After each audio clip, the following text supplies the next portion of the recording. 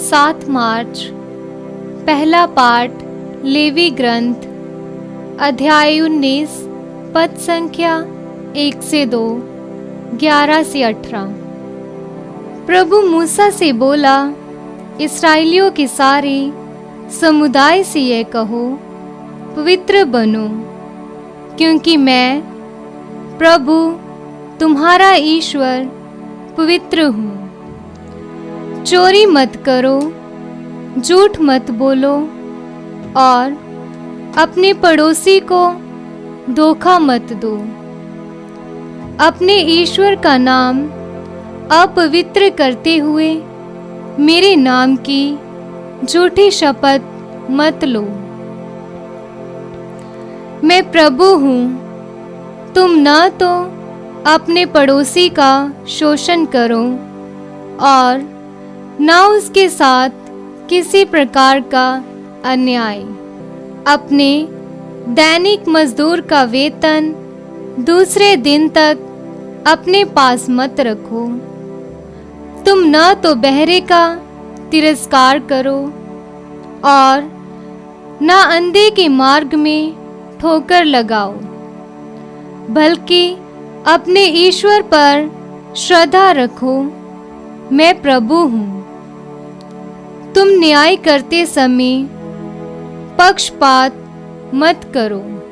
तुम न तो दरिद्र का पक्ष लो और न धनी का मन रखो। तुम निष्पक्ष होकर अपने पड़ोसी का न्याय करो।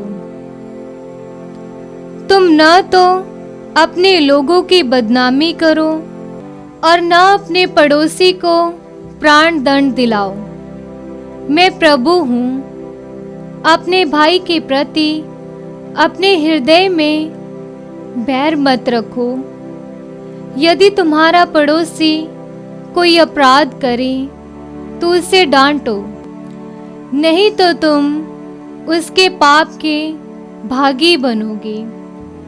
तुम न तो बदला लो और न अपने देश भाइयों से मन मुटाव रखो। तुम अपने पड़ोसी को अपने समान प्यार करो। मैं प्रभु हूँ। ये ईश्वर की वाणी है। भजन अनुवाक्य। प्रभु तुम्हारे वचन आत्मा और जीवन है। प्रभु तुम्हारे वचन आत्मा और जीवन है। प्रभु का नियम सर्वोत्तम है। वे आत्मा में नव जीवन का संचार करता है। प्रभु की शिक्षा विश्वसनीय है।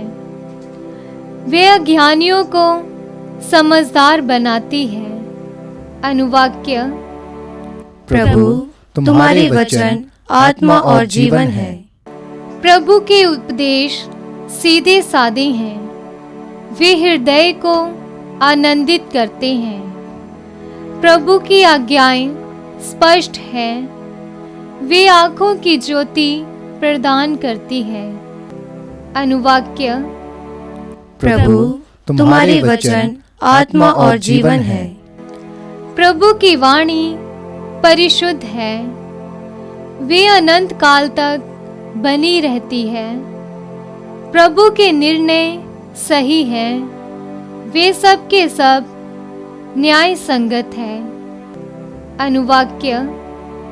प्रभु तुम्हारे वचन आत्मा और जीवन है।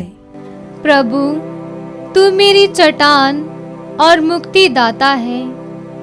मेरे मुख से जो शब्द निकलते हैं और मेरे मन में जो विचार उठते हैं, वे सब के सब तुझे प्रिय लगे। अनुवाक्य। प्रभु तुम्हारे वचन आत्मा और जीवन है। जय घोष। ए मसीहा, तेरी महिमा और स्तुति हो। देखिए, अभी उपयुक्त समय है, अभी कल्याण का दिन है। संत मती द्वारा रचित सुसमाचार अध्याय 25 पद संख्या 31 से 46 तक। जब मानव पुत्र सब स्वर्गदूतों के साथ अपनी महिमा सहित आएगा, तो वह अपने महिमामय सिंहासन पर विराजमान होगा और सभी राष्ट्र उसके सम्मुख एकत्र किए जाएंगे। जिस तरह चरवाहा भेड़ों को बकरियों से अलग करता है, उसी तरह वह लोगों को एक दूसरे से अलग कर देगा। वह भेड़ों को अपने दाएं और बकरियों को अपने बाएं खड़ा कर देगा।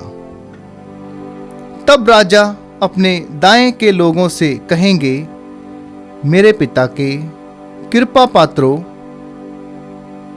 आओ और उस राज्य के अधिकारी बनो जो संसार के प्रारंभ से तुम लोगों के लिए तैयार किया गया है। क्योंकि मैं भूखा था और तुमने मुझे खिलाया, मैं प्यासा था और तुमने मुझे पिलाया, मैं परदेशी था और तुमने मुझको अपने यहाँ ठहराया, मैं नंगा था और तुमने मुझे पहनाया, मैं बीमार था और तुम मुझसे भेंट करने आए, मैं बंदी था और तुम मुझसे मिलने आए। इस पर धर्मी उनसे कहेंगे, प्रभु, हमने कब आपको भूखा देखा और खिलाया, कब प्यासा देखा और पिलाया? हमने कब आपको परदेशी देखा और अपने यहाँ ठहराया, कब नंगा देखा और पहनाया? कब आपको बीमार या बंदी देखा और आपसे मिलने आए? राजा उन्हें यह उत्तर देंगे, मैं तुम लोगों से यह कहता हूं, तुमने मेरे इन भाइयों से किसी एक के लिए, चाहे वह कितना ही छोटा क्यों ना हो, जो कुछ किया वह तुमने मेरे लिए ही किया।